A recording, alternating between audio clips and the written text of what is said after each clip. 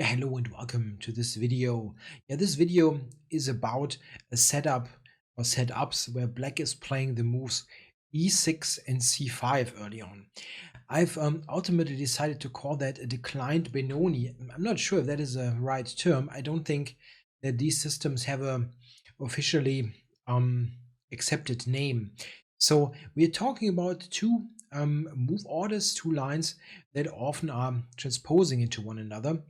The first one and the most common one is this one, where in this situation, of course, we go g3. This is our repertoire concept when black plays c5. So we have the typical Benoni moves, like black plays c5 to attack the pawn, and he's played this, knight f6 and e6, which you oftentimes see in the modern Benoni. If, for example, instead of g3, we would have played c4, then d5 is the main line and by far the most common option here. Black, it looks like black wants a Benoni, but we even cannot play d5, so this is not really an option here at all. Compare this to this move order, where d5 is our choice and clearly the best move. We don't really have any good other options besides that. So right here, we cannot play d5, and it also doesn't make all that much sense to take on c5 when black can recapture in one move.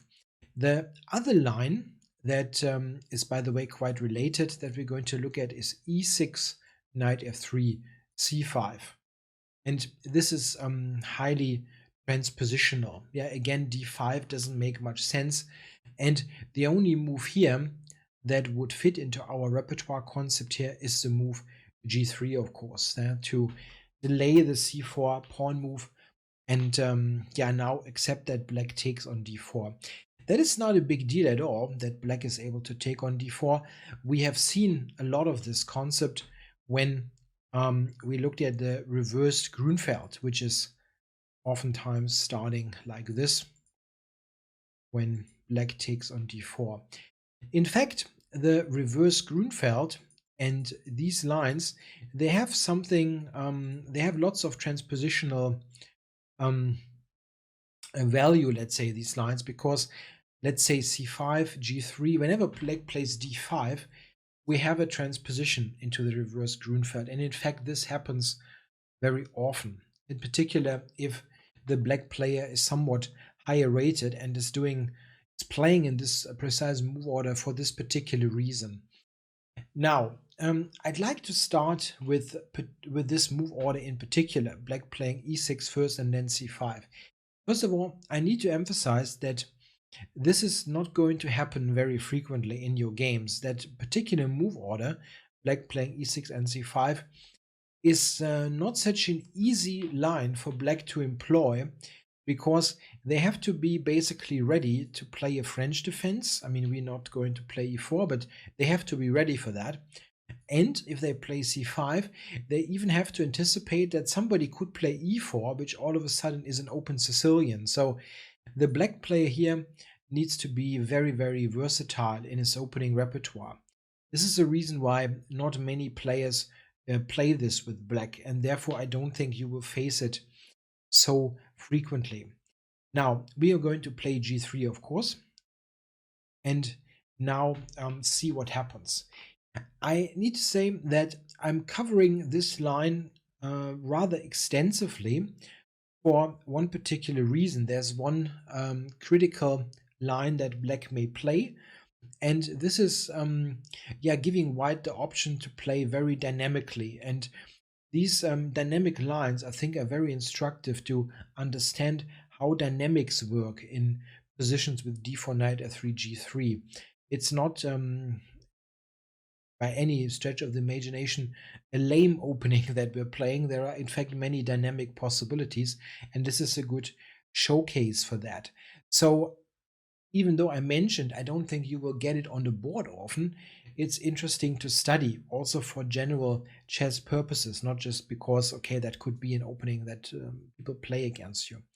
Now, I need to say that in many cases, black will just play knight f6 and transpose into the main line of this chapter: d4, knight f6, knight f3, e6, g3, c5. Yeah? So the transpositional possibilities here are endless, and I'm not going to say on every single occasion now knight f6 would transpose. This is something that just applies to almost every position now that we look at.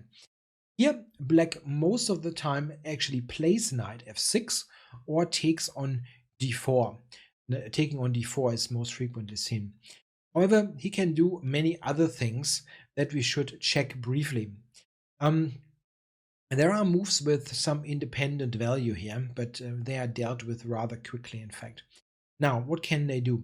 Black could play d5.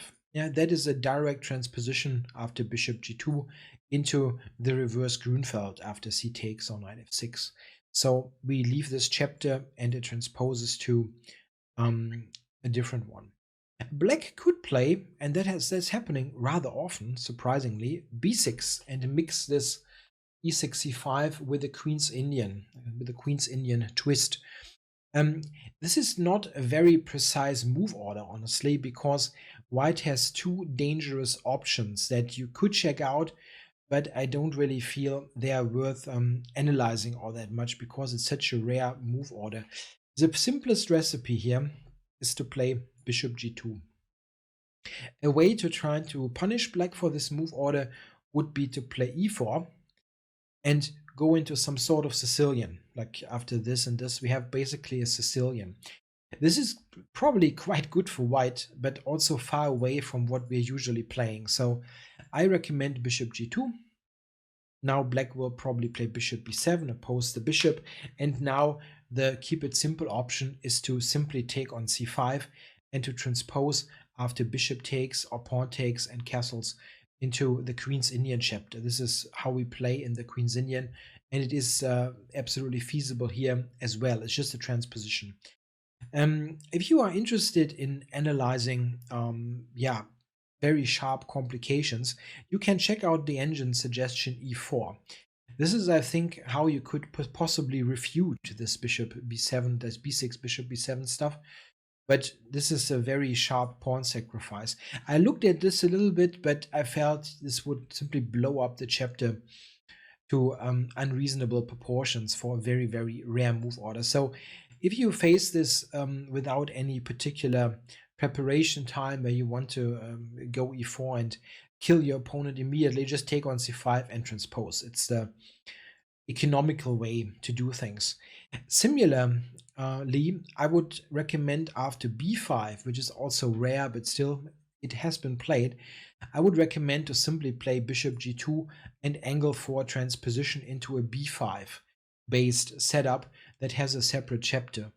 Of course, you can look at e4 and so on, sharp stuff, but this is so rare. If it happens, let's say in a rapid game, in a blitz game, you need a quick decision, play bishop g2 and just transpose. After bishop b7, castles, for example, knight f6, bishop g5, we have transposed into the chapter on early b5 systems. This is I think the sensible thing to do. Going back to the position here after 3g3, just a moment. There's another move that is largely transpositional, that is knight to c6. We play bishop g2, and now black will probably take on d4 and play knight f6 or play knight f6 straight away. And this would transpose into the more standard move order of this concept for black: one knight f6, e6, then c5. So knight c6 is very independent, or very few independent lines at all. A move that is also transpositional, but should be checked just to be aware that it exists, is queen to a5 check. This looks a little bit odd, but it has a point. We don't really want to play, of course, queen d2, so it looks very lame. Knight bd2, also a little bit lame. I suspect, or I think that c3 is the move to play here. The reason is that I think at a later stage we are still able to play c4 and knight c3. In general, I'm not a huge fan of playing c3 all that often in our repertoire, because it's mostly not the most active move. What I want with a move like c3, I want a clear idea why I'm doing this, and not just, okay, let's play on this move. It's a slowish kind of setup. Here, it is not a problem at all, because later we get to play c4.